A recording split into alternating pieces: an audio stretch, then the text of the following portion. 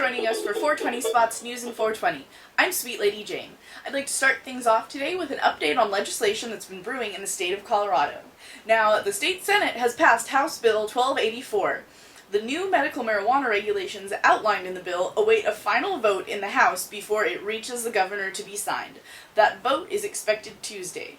HB 1284 has been extremely controversial as its co-sponsor, Senator Romer, openly admits its limitations on dispensaries are meant to put almost half of the current dispensaries out of business.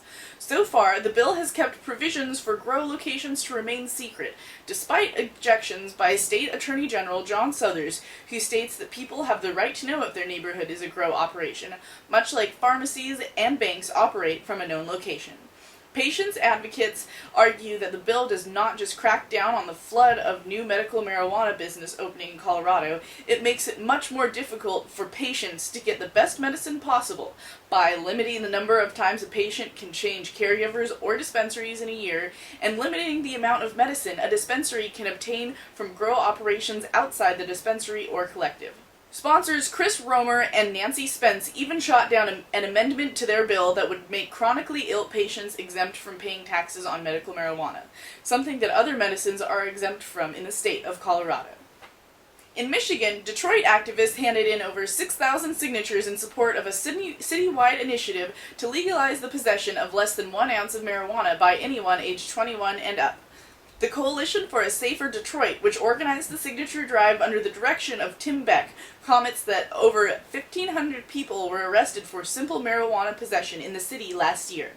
They also noted that police have been issuing civil citations for possession in order to seize vehicles and other property. This incurred large fines, storage, and towing fees, as well as appearing as a misdemeanor on criminal records. Detroit police could still make possession arrests under the state law if desired, but if the initiative passes, it sends a strong message to all city government that voters want the resources allocated for these 1,500-some arrests redirected. Manteca, California's city council voted last Tuesday to adopt an ordinance banning medical marijuana dispensaries from opening within its city limits. The new laws, which will go into effect by the end of June, would also impose stricter rules on self-cultivation of medical marijuana. Now the only choice left for patients of Manteca, such as Larry Tunison, who can no longer legally grow his medical plants in his backyard due to a new law that states all plants must be cultivated inside a fully secured and locked building. The ordinance would allow for collective cultivation if the operation is non-profit and complies with a long list of zoning limitations. And now for some good news from the U.S. Capitol. Medical marijuana has passed a hurdle in the District of Columbia. The D.C. Council unanimously passed a bill that would allow patients with doctor's recommendations for debilitating chronic medical conditions to obtain up to 30 ounces of bud every 30 days from up to 5 licensed dispensaries that would be allowed to operate in the district. The bill proceeds to the desk of the Mayor Adrian Fenty, who is expected to sign it. From there, the bill goes to Congress for a 30-day review. Also out of the U.S. Capitol comes a voice of reason from D.C. Assistant Police Chief Peter Newsham. Newsham spoke out against prohibition, stating that the way it is sold is what makes marijuana dangerous. Thank you for joining me for this edition of News in 420.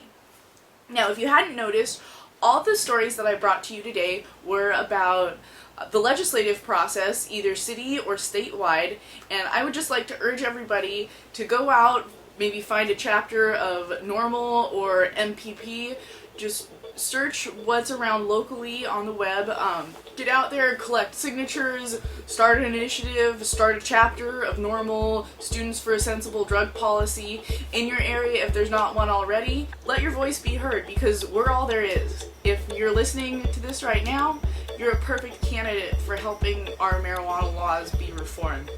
Peace.